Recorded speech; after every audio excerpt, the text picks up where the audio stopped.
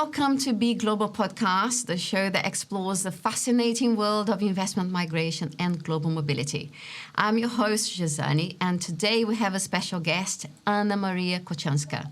Anna is a specialist in digital nomadism, and she assists governments, brands, and organizations in navigating the future of work. With a background in the IT industry, she has collaborated with major pharmaceutical companies on digital transformation projects. She is also a multilingual public speaker and TED speaker. Anna began working remotely long before COVID-19, pioneering this approach within her company. She has been a digital nomad since 2018. Welcome to the show, Anna. Hello, everybody. Hello, Kristen. So glad to have you here. I have lots of questions for you. There are some really interesting topics that we're going to explore here today. But I think to set the stage, it would be good to give a bit of background on the short history of digital nomadism. I'm going to drop some data here. So, according to recent data from Nomad list, there are over 35 million digital nomads worldwide. This growing community is characterized by its members' ability to work remotely from any location thanks to advancement of technology, and also the increasing acceptance of remote work by employers. That's something that we still need to work on, but I will ask Anna her thoughts on that. So digital nomads are primarily found in the fields of design, technology, marketing, and writing. But there's also other industries working with digital nomads or remote workers. And they tend to prefer to work from destinations that offer reliable internet connectivity, affordable cost of living, and of course, vibrant communities. I also would like to talk about the economic impact of digital nomadism. It is significant, and nomads can contribute to billions of dollars to local economies through their spending on accommodation, dining, and other services. I also would like to take this opportunity to announce that Global Citizen Solutions Intelligence Unit's department is currently working on the Global Digital Nomad Report, ranking the top 15 destinations for remote workers. So this is still on the making, but it will be fresh out of oven, and this report will evaluate 65 countries as options for remote relocation, all in time for the northern hemisphere summer season. So now, I want to hear all about you being a digital nomad and so on. But first of all, 7 languages. You speak 7 languages, right? Tell me. Right. So actually, I didn't speak any other language until I was 22. I'm originally from Poland, so I only spoke Polish. And then I went abroad and started to learn languages because I also thought that would help me professionally. But I also like culture and languages. I'm curious. I think this is a part of culture. So especially if I like the country, the culture, I try to deep dive to communicate better with local residents. Great. Yeah, and I bet your life as a digital nomad has also helped enrich your knowledge of languages. So tell us, how did you become a digital nomad? And that was even before the trend became widely popular. That's true. I first heard about digital nomadism in 2015, but I started myself, it was 2017 when I moved to Lisbon. Lisbon back then had the biggest digital nomad community in Europe. And at the beginning, I didn't know how to start, but like having all those people around me that were already digital nomads helped. That was like a big motivation and influence. And for me, I actually convinced a recruiter, a company to work remotely because I applied for a position that was not remote initially. But I convinced them that I could work remotely, and I was the first person to work remotely for that company back then. And then they started like to allow remote work for more people, and yeah, so I started to work for them, and I was able to travel, so that's how my life as a digital nomad started. So that was Lisbon, and then after Lisbon, how many other countries did you visited forward slash was based as a digital Yeah, nomad? well, I don't really know, so nowadays it's like around 50. I don't really Oh count them, wow, but you lost yes. track. Yes. How many Yeah, continents I then? ah All of them. right, that's better. No, because I haven't been to Australia, so I guess yeah. Other yeah. Okay, so see, one for your bucket list now. Okay, fine. So, and then it's quite remarkable that you managed to convince your company at that time, and then being a pioneer there as a digital nomad. And then, but now you're based in Barcelona, correct? Recently, yes, because so for 5 years or so, I haven't had any base. I was traveling quite a lot, but recently I travel less, and I have a base in Barcelona. Yes. Okay. And tell me, how do you think this connotation of the digital nomadism has changed since then? What has evolved?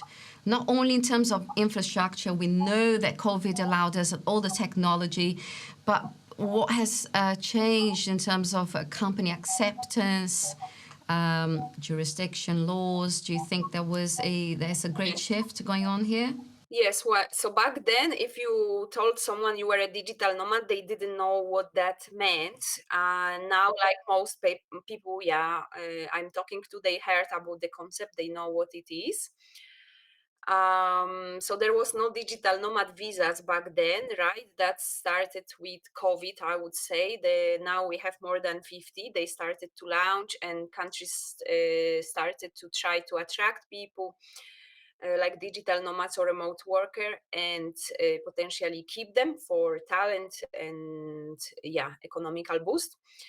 Then of course it's many more people now that are nomads. We were like really a niche back then, like in fact we almost knew each other, like even if we're around the world, but there were like a few communities. So if you have been a nomad for a while and you went to few conferences, you knew quite a lot of people.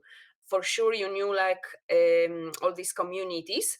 Now there are like also much more events like conference, festival, retreats. So now actually digital nomads, it became like the whole industry, a business.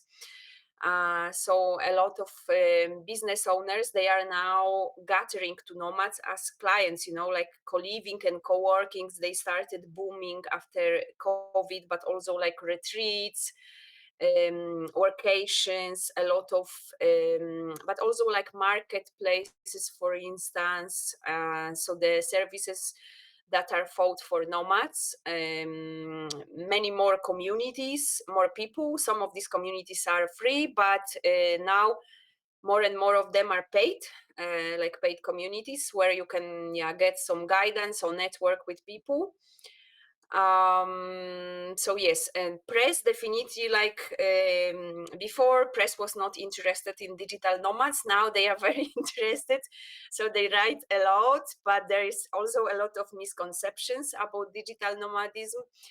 And so depending where you are, so it can be like you can be blamed for gentrification in places where usually they have issues with mass tourism.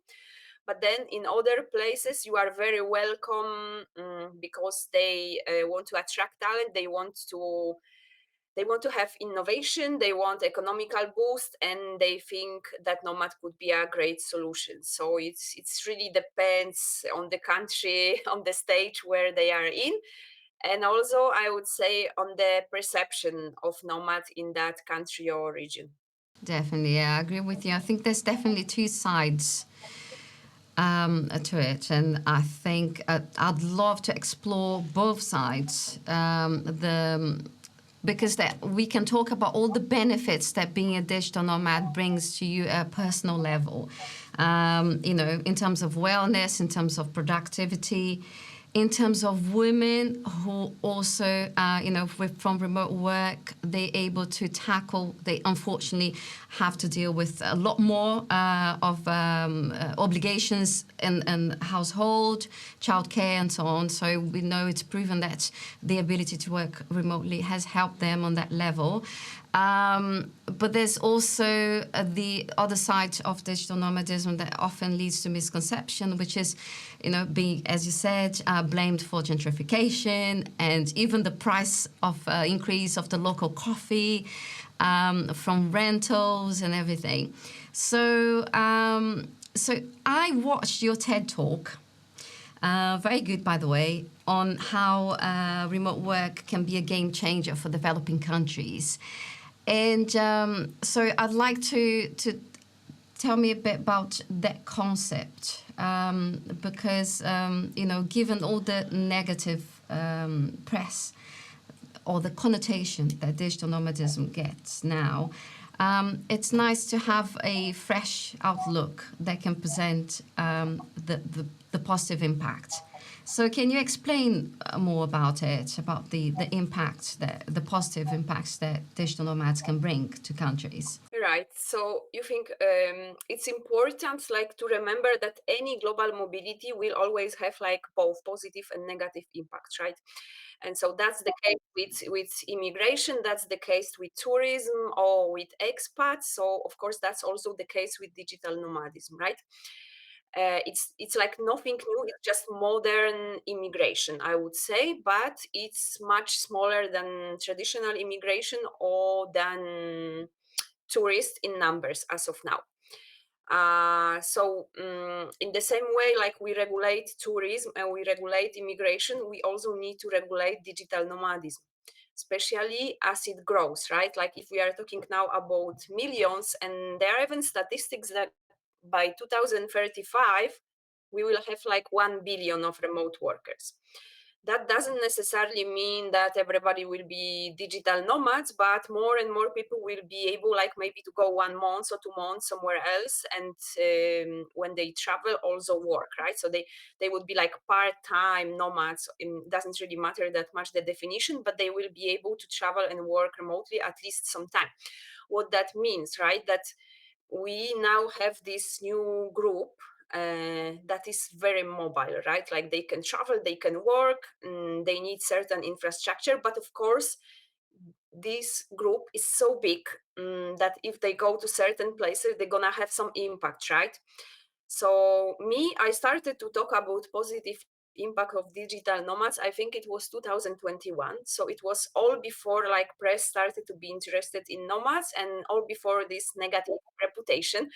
Back then, like not so many people were interested in this topic because they thought it's sort of like for philanthropic, like kind of like those people that want to change the world, but it's not very practical. Like not everybody has to do that. So it's just, yeah, certain type of people, but not that big in percentage. Now everybody seems to be interested in that topic because people realize that this is not just like a nice to have. This is a critical factor, right? And this is not just like me talking about some, I don't know, philanthropic stuff, but that's actually political issue, right? It's a very, very important issue because when you maybe have like 100 nomads somewhere, perhaps they don't have that big impact, but also depends where, because if they go to a small village, even hundreds of people can have impact, right? But then if you have like thousands of them, and continuous flow like we have now in perhaps Lisbon or Bali or Chiang Mai in Thailand or Mexico, right? Then they can have a big impact, right? Both positive and negative. So on one side, we need like to bring more awareness on an individual basis. So people are more aware that what they do and their choices matter, like how they behave, where they decide to spend their money. All that matters. But that's just on an individual level. That's not enough. I've been a nomad for long enough to know that this is not enough. Like just appealing to personal responsibility is not enough of impact, because there are no consequences, right? Like, and people can say, okay, so I have to make all this effort, what is in it for me, right? And not everybody perhaps will do that effort, like I mean by this, for instance, doing like proper research when you go somewhere, paying fair prices, or integrating with locals, or even buying in local markets, not going to like chain that are known and perhaps it's easier for you, but buying from a small, maybe local business, all these things, right? But we don't have any way to control that. And because of that, I think that building awareness, as much as it's important and we should do that, but it's also not enough. So we also need some regulations in place. And then I appeal, and I talk to governments, especially local governments, like if the influx of digital nomads on their territory is significant, or they want to attract those nomads or remote workers, then they need to get involved and step in. They shouldn't leave that just for some private investors, because in those countries where right now we have the biggest issue, there was no any strategy, right? That influx happened organically, usually over like a decade or something. It happened because the country was just popular as a brand, as a tourist brand. It was just a nice place to live, and people started to travel there, and there more and more of them went, and then they started to have issue. But even those popular destinations, right, like Lisbon or Bali, they also have lots of mass tourism. So digital nomads are part of this group, usually very small. Like for instance, in Lisbon, to give you numbers, they are perhaps 1 or 2%. So digital nomads are 1 or 2% of tourists, of visitors. The same happens in Gran Canaria. So they're 1%.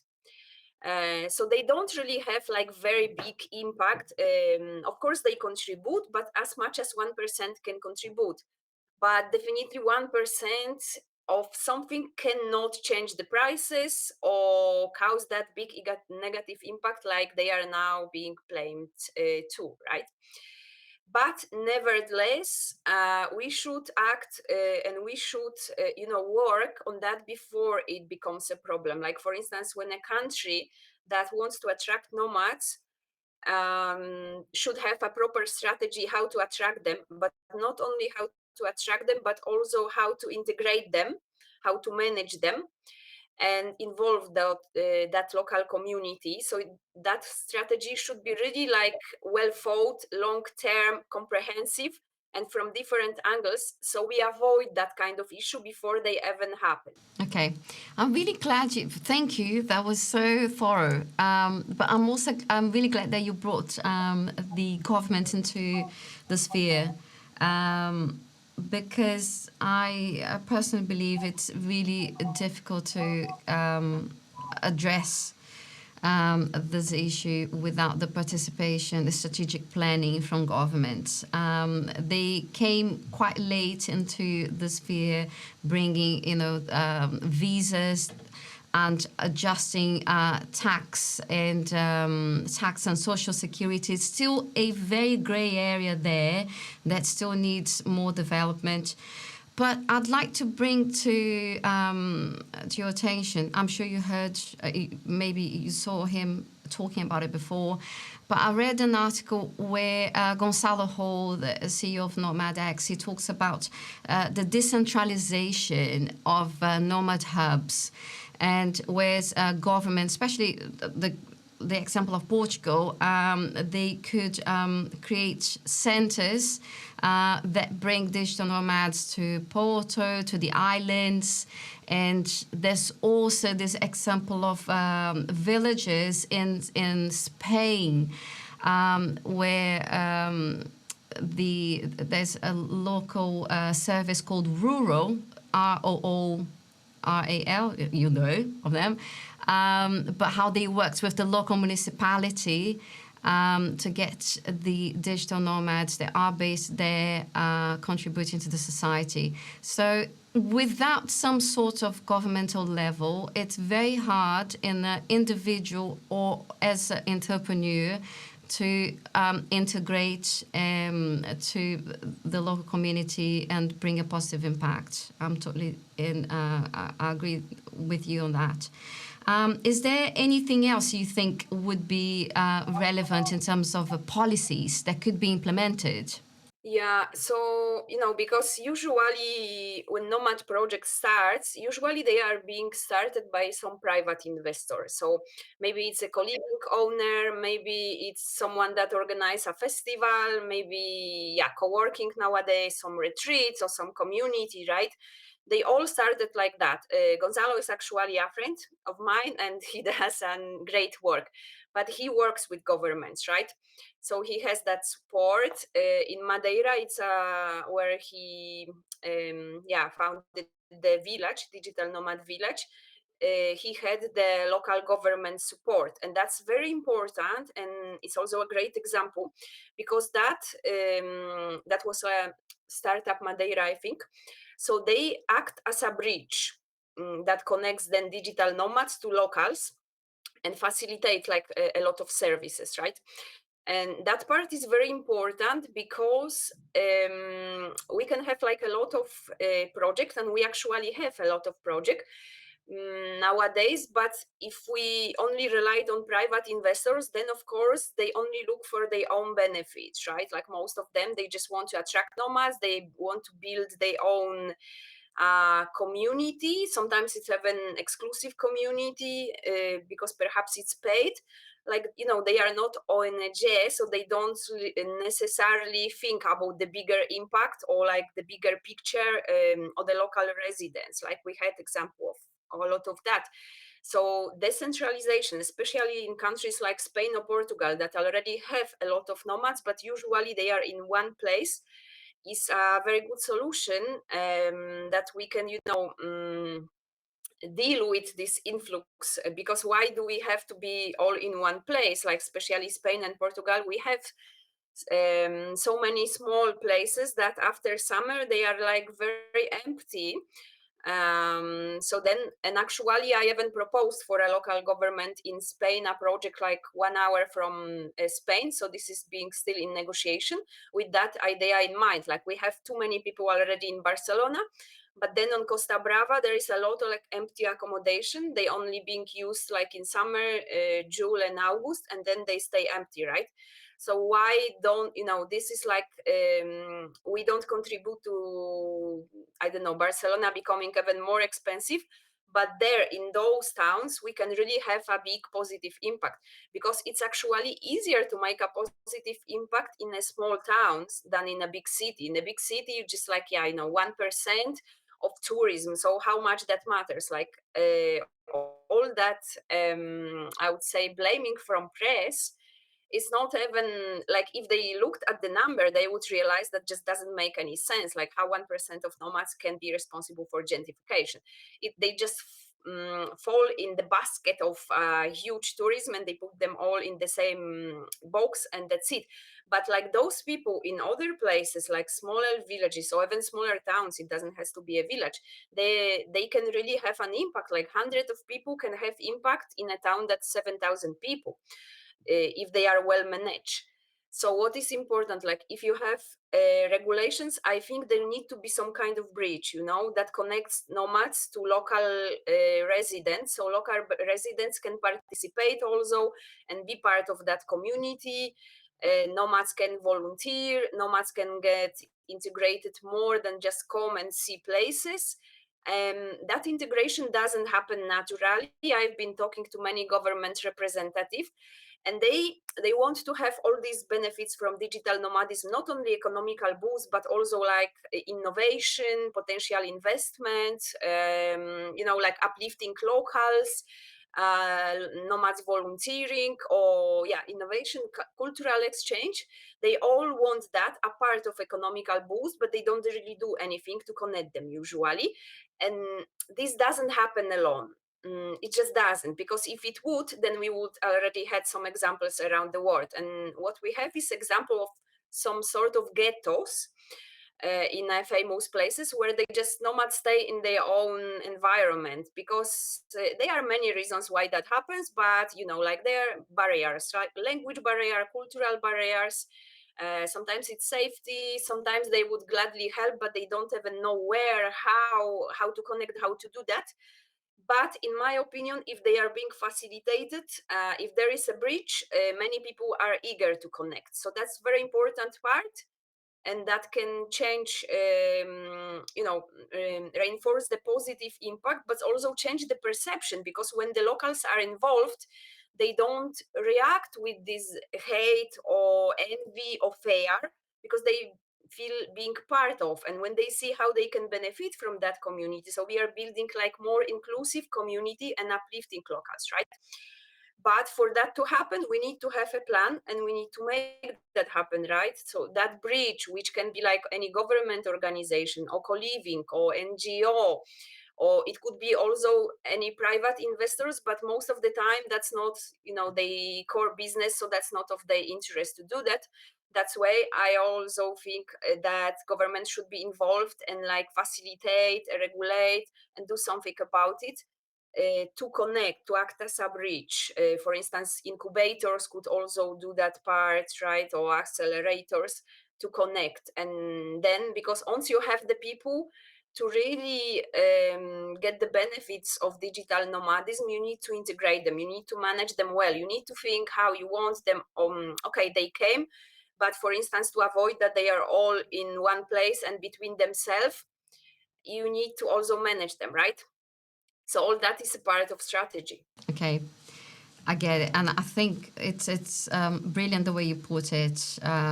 It's to connect in order to connect them. There needs to be some level of a strategic plan and governmental participation on groups and volunteering and so on, because they are willing to do so. So that's very good. Thank you. Now, I'd like to ask you on the topic of what the digital nomad or the remote worker would like to do, and how they impact the local society. There is this misconception that the digital nomad is like 1 month here, the other month somewhere else, but they often settle for a little bit longer, and sometimes they bring families, for instance, if they have like smaller children and so on.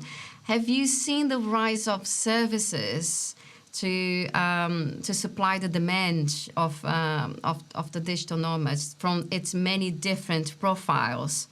From the young one who's just traveling to the family that wants to settle for a while. Yes, so actually digital nomad families, it's a rising niche. Like when we all started, it was maybe more homogeneous because it was more men, they work in IT, they were young, right, like less than 30 and so on. But now after COVID especially, the group got more diversified, so you really have everything. It's just not every part is equally visible. That's also the thing. But digital nomad families, it's definitely many of them traveling already, and they are already like one company that's called Boundless Life, if I think that's so they organize like the stays for families. But I think there are also more of them. But I would say that comparing to other services, this is still pretty new. So like there are not so many offers, because also it's a very new market. Like it's only after COVID that this niche started. So we definitely need many more companies that would offer services for families, right? Because perhaps parents work remotely, they can travel, but what they do with kids, right? And that's definitely involves more logistics, and it's also perhaps more expensive to move as a whole family, and then you have school, right? So how we deal with that? So I see that already started. Like there are some families, I even know like 2 of them personally, three of them, like they travel and they use sometimes these services. Usually they stay more in the same places, right? So maybe they don't move like every month. But anyway, the trend is also to stay longer, even for single people and younger people without perhaps like family responsibilities. So many people don't just stay 1 month; they stay as long as the visa allows them often, and then they change, right? So then again, we enter into these visa topics. But also, for instance, nomads with van, like van life, it also growing. There are like communities of people that travel by van. Many of them travel by van because, for instance, they have pets. And then it's easier to travel by van than by plane. That would be also, yeah, more complicated, right? Because you need also a lot of papers to travel with a dog or with a cat.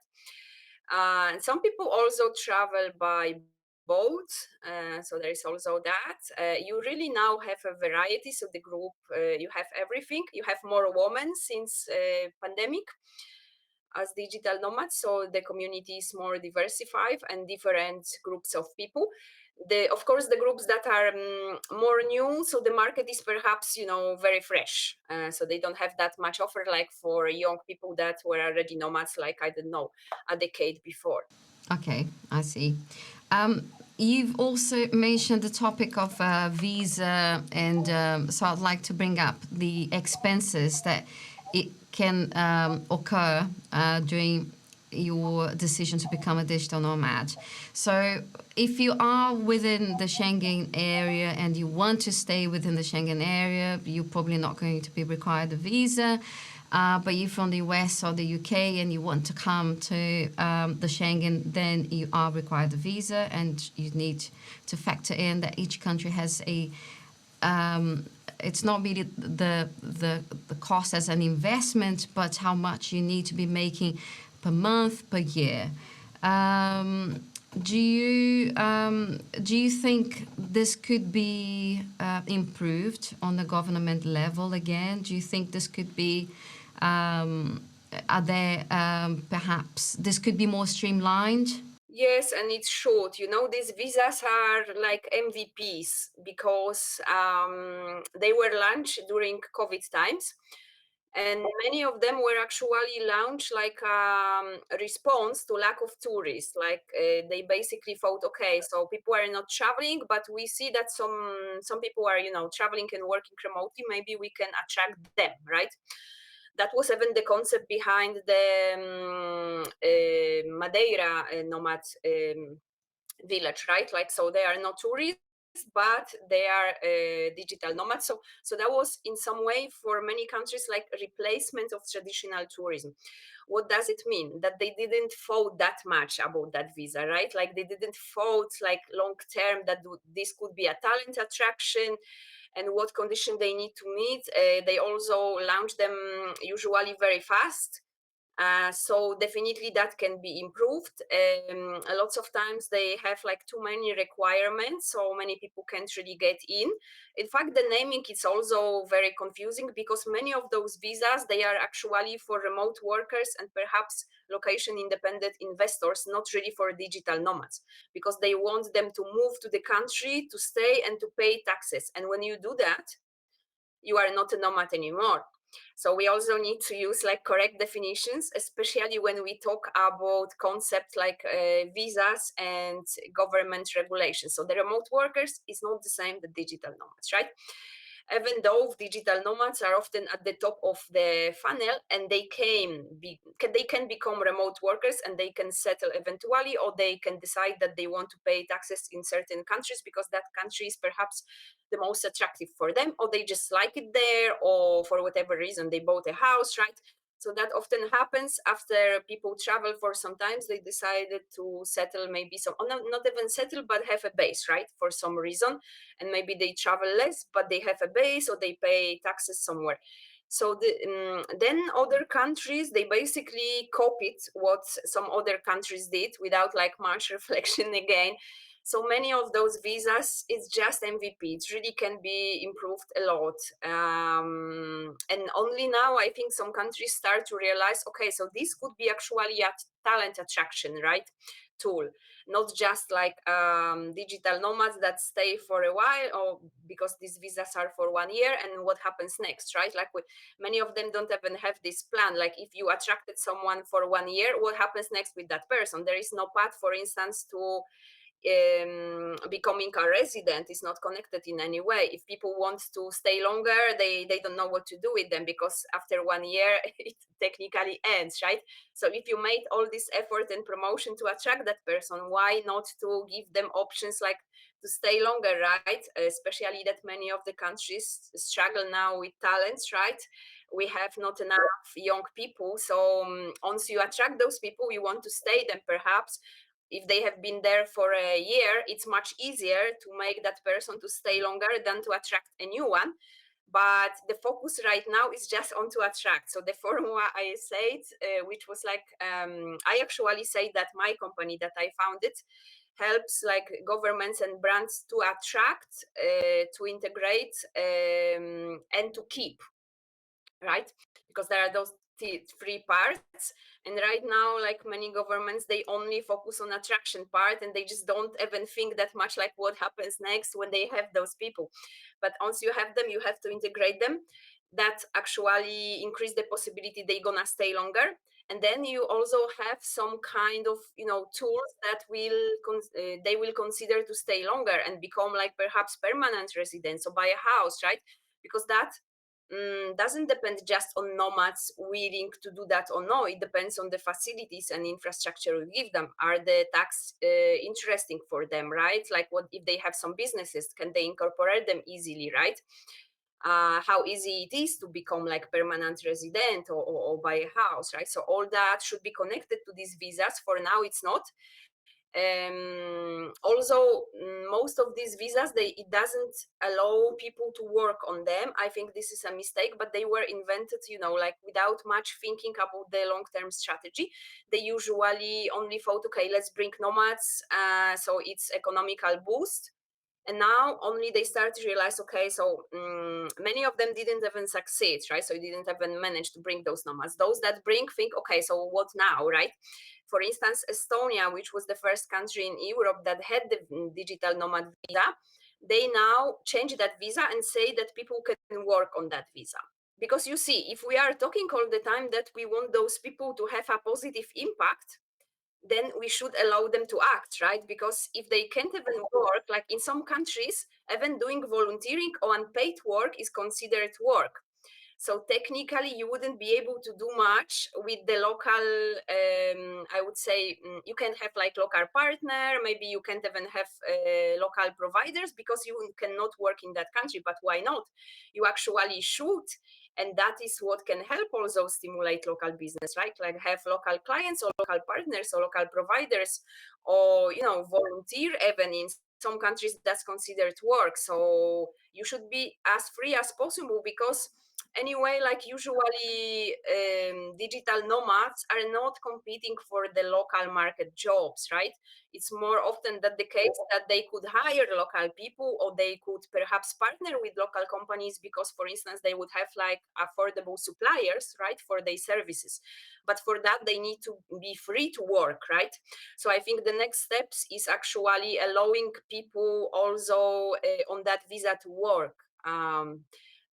And then connect that in some way to the path to the permanent residency. Like, for instance, you have 1 year, and maybe after that you can sign to become a resident, because that's actually, if you want those people to invest in something, right, to stay longer, that's what you should be doing. And perhaps reduce like the requirements, because some visa are really too complicated, like have too many I would say requirements, you know, like that they wouldn't ask normally other people. Like, so the tourists can go to the country without anything, and if you apply for a digital nomad visa, you have to do so much paperwork in take months that some people will just try to avoid it as much as I possible, know. as long as they can. Yeah, which is the case of Thailand, isn't it? Because a lot of digital nomads are going with tourist visa because they can't be faced all the bureaucracy that is required. Okay, well, That was really good, Anna. Thank you very much. I wanted to ask you, based on all this experience that you have, what advice would you give to someone considering becoming a digital nomad in today's world, given the current trends and challenges? Right. I think if someone never tried that again, so it's very good to join like nomad communities or nomad events. So it's having that supportive environment really can uplift you, give you ideas, or you can even find work, in that, because often like nomads have some businesses and they can hire someone more junior. So that would be the first thing if I had to do that nowadays, because even look at me, if we don't have like the right group of support, like I took like 2 years, I didn't do anything because I didn't know how. And we have so much information online, but sometimes you just don't know even how to find it. So I think surrounding yourself with those people that are already doing that is really the first step, because often what stop us is not like possibilities or skills, but our mindset. We just don't see it is possible for us. But when we are surrounded by the people that are doing that, then you just like look around and say, okay, so hundreds of other people can do that, so maybe I can do that too. And that starts to shift. And once you start to think that you can do that, then you start to look for possibilities, right? Like what exactly is possible for me with my talent and skills and my experience. And then it's of course personalized, because it depends like what you know, what you don't know, where you are. So there are different paths for many people, but I think mindset and like the community is first, and it's a critical step. Okay, so get yourself acquainted and find contacts online. Can I also ask if you encountered any particular challenges or setbacks as a digital nomad, something very specific that you and how you did overcome it? Yeah, me, I really didn't so much. But I know for many people, the problem is like feeling lonely, Mm-hmm. or finding that balance between like work and life, because you need to be much more disciplined, right? You need to take care of yourself much better, of your social life, of your productivity, of your health. Mm-hmm. So again, like communities are super important. I think nowadays the technical things are not really an issue anymore. In many countries, it just comes to the fact of you having some income, and then you just connect with people and you can do that. But I think that mental part is often a problem for many people, especially to be able to be like nomadic in a sustainable way, because there are many people that are maybe nomads 1 year, 2 years, and then they get tired. And usually they get tired because they feel lonely. They don't know how to connect with others, how to build relationships with other nomads, but also people that are not nomads. And they feel like they are left, right, like outside of society, I would say. And that's usually the reason people abandon that. So that's always the number one challenge. And that's like how to overcome that is really a conversation for another episode, Of course. because yes, you need to be much more intentional in finding those connections, but also in keeping them. Yeah. Like they don't happen in a natural way, right? If you are not a nomad, you can just go to a gym every week and you can make friends there, but without really doing any effort. You just see someone every week. As a nomad, you don't see everyone, Mm-hmm. nobody actually every week. You need to make sure that you set a time to meet that people and to keep in touch with them, right? Yeah. Yeah. And establish a routine. Yeah, that's great. Thank you. Um, Anna, where can people find your services? Tell me a bit. I know there's a great deal of work online on your Instagram, YouTube page, but you are your best brand ambassador. So tell us a little bit how people can access your services, and yeah, and learn more about remote work. Right. So about myself, people can find me on LinkedIn. It's just my name, my surname, Anna Maria Kochanska. And the same is on Instagram or Facebook. So it's really easy I'm very to sorry. be I've been followed. pronouncing your name terribly wrong the Yes, entire podcast. um, Kochanska. it's because I'm Polish, so CH is H, so it's Kochanska. But yeah, in written is the same. So yes, people can find me there. And if they looking, so yes, I share a lot of information. I'm also part of many groups. I do public speaking, so people can also join events where I'm speaking. Sometimes there are some events that are online. They are even for free. So then people can also make questions. I do really encourage people to join those events because I'm not able to respond like to every PM I get. But there is always time like on the events that I promote and say, okay, so now it's question. So, and then you can make your individual question, or even better to attend those events and then we can meet in person, right? In any case, there is a really huge deal of information online, podcasts and communities that are free. But I think it's good to follow people that inspire you, so they can also show you the path, right? Like no, not necessarily mean, but other nomads that have been nomads maybe for a while, right? They are active like partners in community. They share a lot of information, often for free. So it's, yeah, if someone wants to start, or even they started already but they maybe want to be more engaged, to be more part of something, then yes, they should follow and engage, not just follow, right, but engage with these people online. Sure, absolutely. Anna, thank you so much for sharing with us your wealth of experience and insights into the life of being a digital nomad. We talked about remote work, we talked about wellness, productivity, but we also delved into the governmental role in this trend and the impact, the positive impacts that this trend can bring to countries and villages. We talked about the impact on depopulation of small villages of Spain and Portugal as well. So we can only learn from this experience and improve and get this this decentralization happening more faster. So yes, thank you again, and I'd like to, hopefully this is the first of many other interviews, because there are so many topics we can explore in the realm of digital nomadism. I hope you enjoy your time wherever you are in the world right now, and thank you very much for anyone who's listening to us. Our Digital Nomad report will be launched soon. Stay tuned, and yes, thank you very much. See you soon.